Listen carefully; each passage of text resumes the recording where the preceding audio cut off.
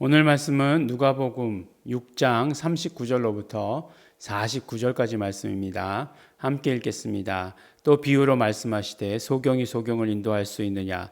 둘이 다 구덩이에 빠지지 아니하겠느냐? 제자가 그 선생보다 높지 못하나 무릇 온전케 된 자는 그 선생과 같으리라.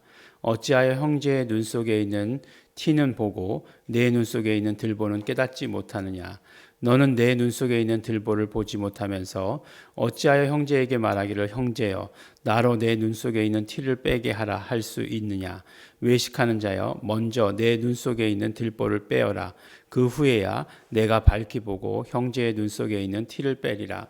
못된 열매를 맺는 좋은 나무가 없고 또 좋은 열매를 맺는 못된 나무가 없느니라. 나무는 각각 그 열매로 아나니 가시나무에서 무화과를 또는 찔레에서 포도를 따지 못하느니라.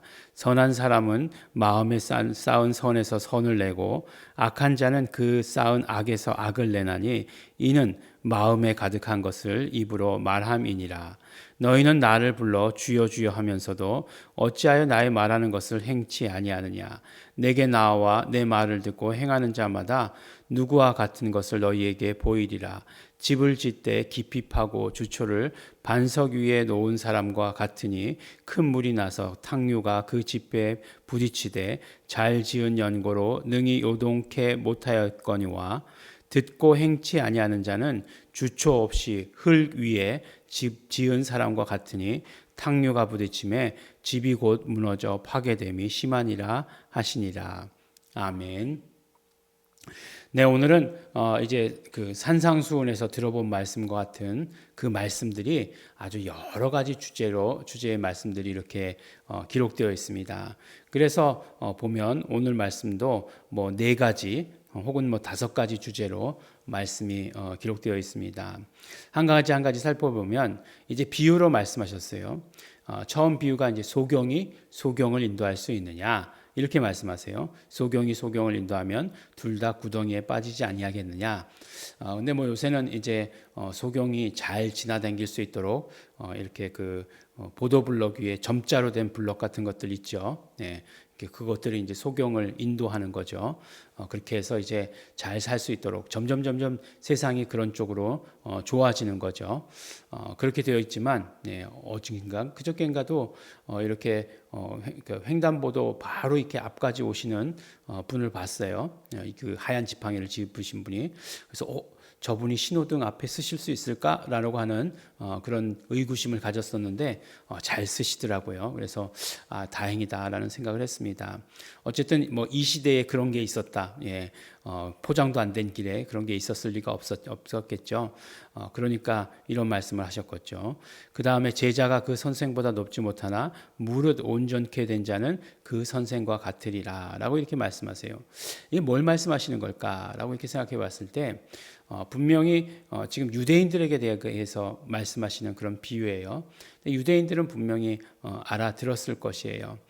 그러니까 뭐죠? 결국에는 어떤 그 율법의 의를 가지고 인도하려고 하는 사람들, 율법의 의를 가지고 자랑하는 사람들을 말하는 거예요. 그런 사람들을 정말 그 율법의 의가 구원으로 인도할 수 있느냐? 그 말씀이죠. 그럴 수 없다라고 이렇게 얘기하는 거예요. 그 다음에 제자가 선생보다 높지 못하지만 온전케 된 자는 선생과 같다. 무슨 말씀이죠? 이방인이 먼저 구원받는 것에 대해서 말씀하신 것이죠. 그래서 이방인들이 먼저 구원을 받는다면 그가 비록 선생보다 높지 못하다 할지라도 선생과 같게 될 것이다. 인도하는 그런 역할을 하게 된다라고 하는 것을 말씀해 주십니다. 그 다음에 이제 형제의 눈 속에 있는 티는 보면서 내 눈 속에 있는 들보는 깨닫지 못한다라고 하는 것. 그러니까 내 자신에 있는 건 보지 못하고 남의 것만 본다라고 하는 것. 그게 뭐예요, 결국? 그게 율법이잖아요.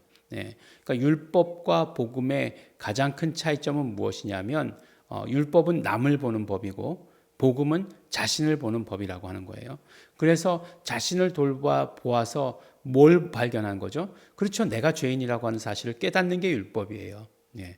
이게 얼마나 대단한 그러니까 복음이에요, 복음. 예, 잘못 말씀드렸죠.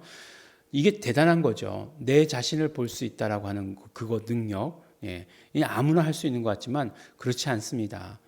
보면은 자기 자신을 볼 수 있는 능력을 가진 사람들이 없어요. 네, 없습니다. 그러니까 죄는 그래요. 죄는 다 자기 자신을 볼 수 있는 눈을 가려버려요.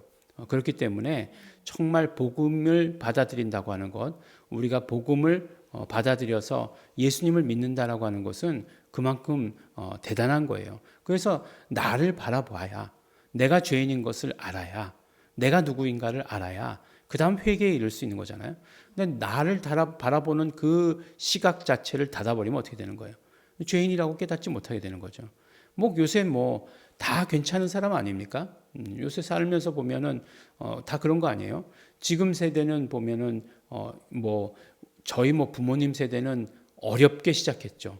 누구든지 다 어렵게 시작했죠. 그때는 누구든지 다 어렵게 시작해서 일가를 이루신 분들이 계시지만 그렇지만 지금 세대는 어때요? 다 괜찮은 데서 시작하잖아요. 다 괜찮은 데서 시작하면 다 괜찮다고 생각하지 자기가 어떻다, 뭐 부족하다라고 이렇게 느끼지 않아요. 그다음에 뭐 지금은 다 교육이 그렇잖아요. 다 너 괜찮다 이거 아니겠어요? 그러니까 뭐 자기 자신에 대해서 돌아보지 않는 거죠. 나는 괜찮으니까. 또 괜찮은 삶을 영위하기 위해서 내가 벌지 않더라도 부모 돈을 갖다가 일단 날 쓰는 거죠. 그런 경우 굉장히 많이 보이죠, 요새는. 그래서 30살, 40살이 넘어도 그 집을 떠나지 아니하는 뭐 다른 얘기입니다만 갑자기 그 생각까지 났어요. 그런 것들이 지금 어떤 세상을 완전히 그런 생각들이 지배하고 있죠. 근데 자기 자신을 볼 수 있다라고 하는 것은 굉장히 큰 능력이에요. 굉장히 큰 힘이 됩니다. 그래서 결국 복음이라고 하는 것은 자기 자신을 볼 수 있는 법이 되는 것이고, 그 다음에 율법의 한계에 갇혀 있으면 자기 자신은 보지 못하고 남만 보는 거예요. 그래서 남 탓만 하게 되는 것, 그렇게 되는 것입니다. 그 다음에 이제 말씀을 보니까 못된 열매 맺는 좋은 나무가 없고 좋은 열매 맺는 못된 나무가 없다. 그러니까 그 나무는 그 열매로 알게 되어 있다. 우리 주일 말씀 가운데서도 우리가 함께 나눈 이야기죠. 예수님께서 말씀하실 때 이 나무 이야기 하시면서 꼭 나무와 열매를 동일시 여기셨죠. 그래서 좋은 열매는 좋은 나무, 좋은 나무에서 맺히게 되는 것이에요. 그 좋은 나무는 결국 무엇입니까? 어떤 나무가 좋은 나무였죠? 그 뿌리를 예수 그리스도께로 옮긴 나무. 그 다음에 그 진액이 올라오는 것을 계속해서 받는 나무. 그리고 그 진액이 올라와서 좋은 열매를 맺게 되는 나무. 그 나무가 좋은 나무였어요. 그러니까 결국은 율법의 나무에서 복음의 나무로 옮겨진, 접붙임된, 율법 아래 있을 때 저주 아래 있었던 것에서부터 예수 그리스도께로 옮겨간 나무가 좋은 나무예요. 그것을 또 이렇게 말씀해 주시는 거죠. 그 다음에 이제 선한 사람은 마음에 쌓은 선에서 선을 내고 악한 사람은 그 악에서 악을 낸다. 이렇게 얘기하고 있잖아요. 그리고 나서 뭐라고 얘기하고 있죠? 사람이 말하는 것은 다 마음에 가득한 것을 말하게 되어 있다라고 이렇게 얘기합니다. 이게 굉장히 성경에서 말씀하는 그 언어에 대해서 우리가 이제 성서에서의 언어의 말씀을 드리면 이 말씀이 굉장히 우리에게 와닿지 않습니까? 이 말씀을 처음 들었을 때에 성경에서 이렇게 말씀해 주시고 있다는 사실에 놀라잖아요. 그렇죠. 그러니까 사람이 그냥 생각에서 그 어떤 뇌의 활동에서 이 말이 나온다라고 생각하는데 그게 아니라는 거예요. 마음에 가득한 것이 나온다는 거예요. 근데 불행하게도 우리에게 마음에 가득한 게 뭐냐 하는 거예요. 우리 마음에 가득한 것. 그래서 뭐 이제 뭐 요걸 살짝 떠나서 이제 얘기해 보면 세상에서도 이야기하기를 그 언어라고 하는 것은 그 언어의 그 습관을 가장 좌지우지하는 것은 무엇이냐면 부모의 역할이라고 해요. 어렸을 때부터 부모가 긍정의 말을 아이들에게 심어주면 긍정의 말을 난다는 거예요. 그래서 제가 늘 말씀드리죠. 이렇게 어려서 부유했던 사람들이 대부분 성격이 좋아요. 이렇게 뭔가 이렇게 모진 데가 없고 그 다음에 이제 뭔가 이렇게 좀 마음의 여유가 있고 그렇습니다. 그런 경우가 굉장히 많죠. 우리 조용임 사모처럼 이렇게 어릴 때 부자였던 사람들 그 집이 장난감 가게를 했대요. 그래서 이 뭔가 이렇게 장난감에 대한 그런 그 뭐라고 이렇게 결핍이 없는 사람이죠. 장난감 가게에 있는 게 다 내 거니까. 그러나 저는 그렇지 않았죠. 저는 수중에 장난감이라고 하는 것이 거의 없었기 때문에 지금도 막 그냥 장난감에 대해서 애착을 가지고 있는 그런 편이죠. 그래서 뭔가 이렇게 신기한 것, 이렇게 뭐 그런 것들을 아직도 좋아하는 것, 예. 그래서 그렇다라고 이렇게 생각이 듭니다. 네. 네, 다른 얘기였고요. 근데 이제 그 마음에 가득한 것이다라고 얘기했을 때 인간이 그럼 마음에 가득한 게 뭐냐라고 하는 게 중요하겠죠. 근데 마음에 가득한 것은 결국 죄로부터 나온 거예요. 회개되지 않으면 마음에 가득한 건 죄밖에 있을 수 없어요. 그러면 그거를 우리가 정말 어떤 뭐 도덕적인 것들, 교육이라고 하는 것들, 훈련 이렇게 해가지고 그것을 억누르는 것을 훈련시키죠. 그러나 그것들이 결국은 튀어나올 수밖에 없다는 거예요. 그러면 어떻게 해야 되느냐? 그 근본적으로 그 뭐 마음에 가득한 것들을 없애야 되겠죠. 어떻게 없애야 되겠습니까? 그렇죠. 우리가 회개하는 수밖에 없는 거죠.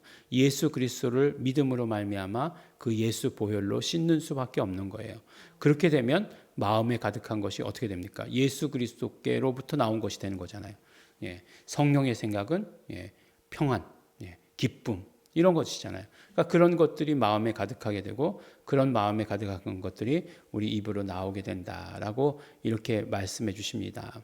그러면 결론처럼 말씀하고 있는데 반석 위에 집을 지은 자가 누구냐라고 하는 거죠. 그러니까 이스라엘 땅은 그렇잖아요. 큰 뭐 반석이라고 말해도 틀리지 않다는 거 아니겠어요? 이스라엘 지질이. 그리고 그 위에 흙이 이렇게 조금 덮여 있는 그런 형국이니까 결국은 그 기초를 갖다가 그 바위까지 내려야 된다는 거예요.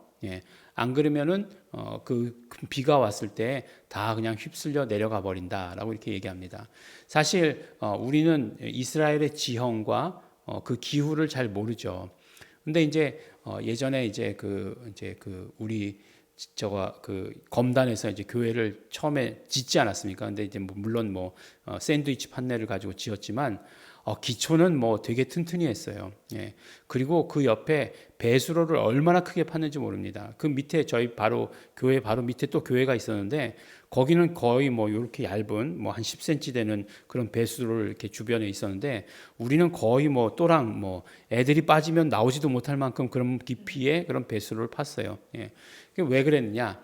이제 그 교회를 짓는 분이 그러시는데 자기가 이제 그 사막에서 비가 내리는 걸 봤는데 사막에서 비가 내리면 그냥 우리가 생각하기에 그냥 다 이렇게 그냥 사막 모래로 다 흡수될 것 같지 않습니까? 근데 그렇지 않다는 거예요. 물 위에 물이 타고 넘어온다는 거예요. 그러니까 물이 덮이게 되면 그 물 위에 물이 타고서 넘어오게 된다는 거예요.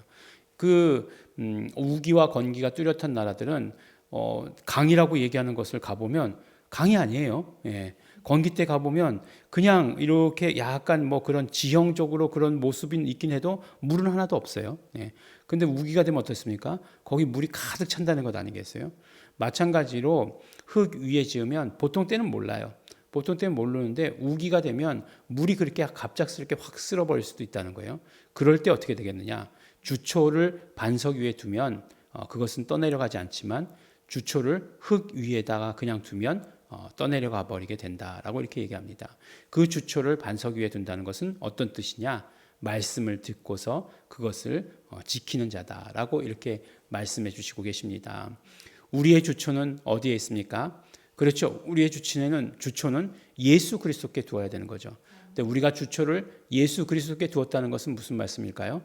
결과적으로 오늘 말씀처럼 우리가 복음을 받아들이고 그 복음으로 사는 자, 그리고 말씀을 들은 대로 순종하는 자라고 이렇게 말씀해 주십니다. 우리가 말씀에 순종한다라고 하는 사실, 그런 개념들이 점점 사실 약해지는 것 같아요. 그건 그거고 말씀은 말씀이고 내 삶은 내 삶이다라고 하는 그런 태도를 가진 분들이 크리스찬 가운데서도 많아집니다. 하지만 우리가 정말 말씀에 순종하며 살려고 하는 그런 노력들, 그런 것들이 우리에게 분명 있어야 합니다. 그래야 우리는 예수 그리스도께 뿌리를 두고 복음의 뿌리를 두고 복음으로 사는 자, 그것이 될 수 있다. 이렇게 말씀해 주시고 또 반대로 역설적으로 우리는 복음으로 살아야 된다라고 이렇게 말씀해 주시는 오늘 말씀입니다. 우리 그 산상수는 율법과 복음의 관계를 아주 정확하게 말씀해 주시고 계시죠. 그래서 우리가 정말 복음, 우리 정말 새롭게 된 새 부대가 된 사람으로서 복음을 받아가지고 순종하며 사시는 우리 성도 여러분 되시기를 예수 이름으로 축원합니다. 기도하겠습니다. 하나님 아버지 감사합니다. 오늘도 우리가 말씀을 듣습니다. 하나님 아버지, 우리 정말 복음 위에 세워지는 정말 반석 위에 세워지는 그런 집같이 되게 하여 주시옵소서. 말씀 듣고 그대로 순종하며 준행하는 자 될 수 있도록 축복하여 주시옵소서. 감사드립니다. 예수님 이름으로 기도드렸습니다. 아멘. 그러므로 이 시간에 우리 기도하실 때 우리 정말 감사하시면서 기도하시기 바랍니다. 하나님 아버지, 우리가 정말 복음을 받아들이게 하여 주시옵시고 복음 위에 서게 하여 주신 것 감사합니다. 또 결단하며 기도하실 때 그러므로 성령님 말씀 듣고 그 말씀 순종하는 자 되게 하여 주시옵소서. 우리 다 같이 통성으로 우리 함께 기도하시겠습니다.